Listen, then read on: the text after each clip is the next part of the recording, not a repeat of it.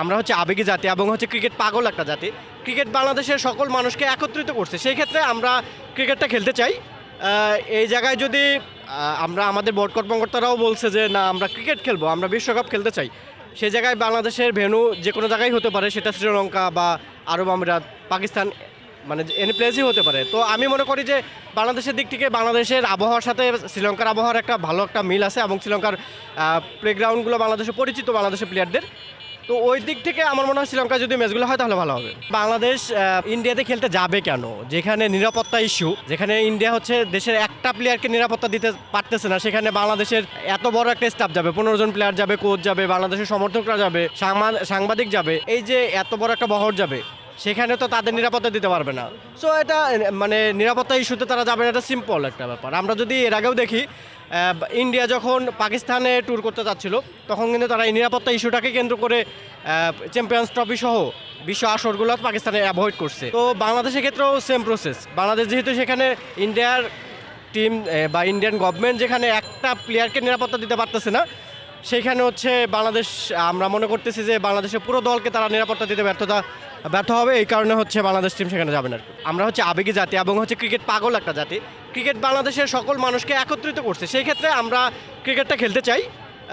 এই জায়গায় যদি আমরা আমাদের বোর্ড কর্মকর্তারাও বলছে যে না আমরা ক্রিকেট খেলবো, আমরা বিশ্বকাপ খেলতে চাই, সেই জায়গায় বাংলাদেশের ভেন্যু যে কোনো জায়গায় হতে পারে, সেটা শ্রীলঙ্কা বা আরব আমিরাত, পাকিস্তান, মানে এনি প্লেসই হতে পারে। তো আমি মনে করি যে বাংলাদেশের দিক থেকে বাংলাদেশের আবহাওয়ার সাথে শ্রীলঙ্কার আবহাওয়ার একটা ভালো একটা মিল আছে এবং শ্রীলঙ্কার প্লেগ্রাউন্ডগুলো বাংলাদেশে পরিচিত বাংলাদেশের প্লেয়ারদের।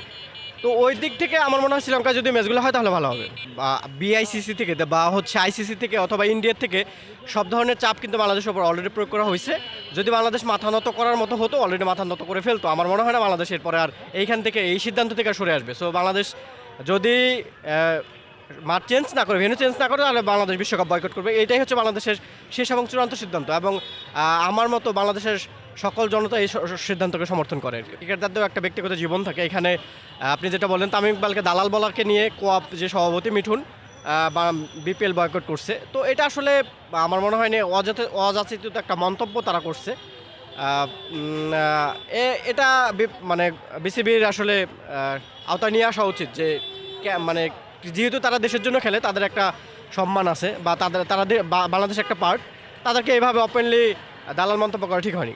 যে একটা আবেগ, একটা জাতির আবেগ জড়িত, একটা দেশের মান সম্মান জড়িত, সেটা নিয়ে যদি মানে স্রোতের বিপরীতে গিয়ে কোনো ক্রিকেটার বা কোনো বোর্ড প্রেসিডেন্ট বলেন বা বোর্ডের সাথে সংশ্লিষ্ট কেউ যদি সেটার বিপরীতে গিয়ে থাকে, তাহলে মানে দালালি যেটাকে বলে আর কি। আমার মনে হয় যে সেই জায়গা থেকে নাজমুল ইসলাম ঠিক আছে, ওকে, কিন্তু এটাকে এই কোয়াব যে সংগঠন, এটাকে পুঁজি করে যেটা করতেছে, এটা একটু বাড়াবাড়ি করতেছে। তো যে কেউ এখানে যদি মানে আমি বলবো যে হ্যাঁ এটা দালালেই বলছে, দালাল বলছে, আমি আমি আমি এটাকে সমর্থন করি। কেননা আচ্ছা আমরা একটা মানে তথ্য দেই, সেটা হচ্ছে যে দেশে কিন্তু সকল ধরনের ফ্যাসিস্টরাই বিদ্যমান। যেমন হচ্ছে কালচারাল ফ্যাসিস্ট আছে। এই ক্ষেত্রে আমরা দেখতে পাচ্ছি যে আপনি যেটা বললেন এটাও সঠিক, যে ক্রিকেটারদের মাধ্যমে এটাও একটা মানে ওয়ে আর কি, যেটাতে স্বাভাবিককরণের। তো এটার পক্ষে যে ক্রিকেটারই নেক না কেন, আমরা সাকিব আল হাসানকে দেখি, সে এখনও কিন্তু ফেসিলিটির পক্ষেই কথা বলে। তো তাদেরকে আমরা দালাল বলতেই পারি। সেই সুরে যদি অন্য কোনো ক্রিকেটারের কথা বলে, সেটা তামিম ইকবাল হোক বা বাংলাদেশ মুশফিকুর রহমান হোক, মাহমুদুল্লাহ হোক, যেই হোক না কেন, সেই ফ্যাসিলিটির সুরে যদি কথা বলে তাকে আমরা দালাল বলবো, এটাই স্বাভাবিক।